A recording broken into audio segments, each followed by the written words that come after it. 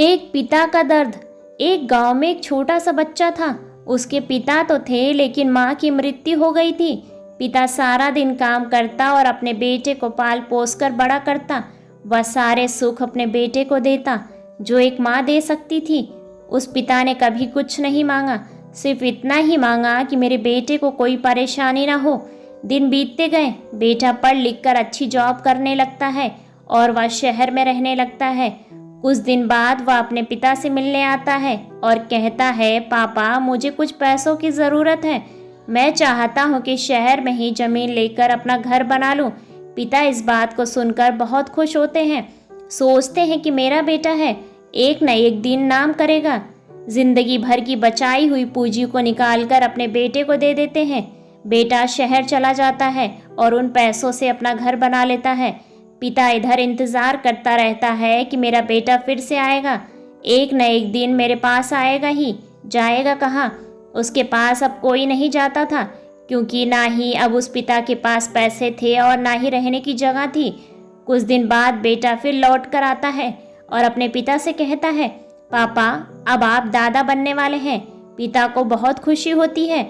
इस बात को सुनकर वो कहते हैं, तू मुझे मेरी बहू और पोते से कब मिलवाएगा?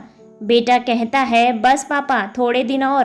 पापा मुझे कुछ पैसों की ज़रूरत है, क्योंकि आजकल थोड़ा जॉब में खींच बीच हो रहा है, जिसके कारण से मुझे कुछ दिनों के लिए सस्पेंड कर दिया गया है। पिता के पास कुछ नहीं रहता देने के लिए, लेकिन फिर भी कहते हैं, अच्छा बेटा तू रुक, मैं अभी आया कुछ पैसों का बंदोबस्त करके। पिता बाद में महाजन से कुछ पैसे उधार लेकर अपने बेटे को देते हैं और बेटा पैसा लेकर शहर चला जाता है। बरसों गुजर जाते हैं। पिता सोचते हैं कि मैं तो अब दादाजी बन गया हूँ, मेरा बेटा पता नहीं मेरे पोते को लेकर कब आएगा। फिर सोचने लगते हैं, समय नहीं मिलता होगा, इसलिए मेरा बेटा अभी तक नहीं आया, वरना ज़रूर आया होता।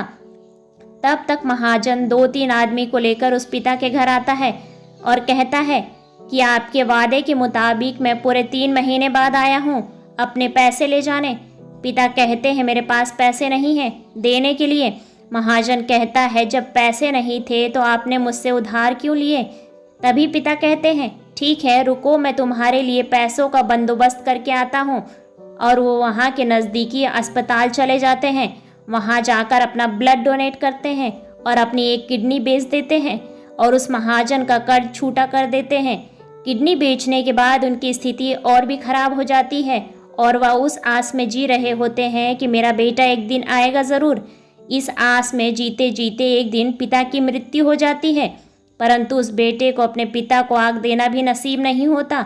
ऐसे ही बेहतरीन कहानियों को सुनने के लिए वीडियो को लाइक और चैनल को सब्सक्राइब करें और अपने विचार कमेंट्स बॉक्स में कमेंट्स करके हमें ज़रूर बताएं। धन्यवाद।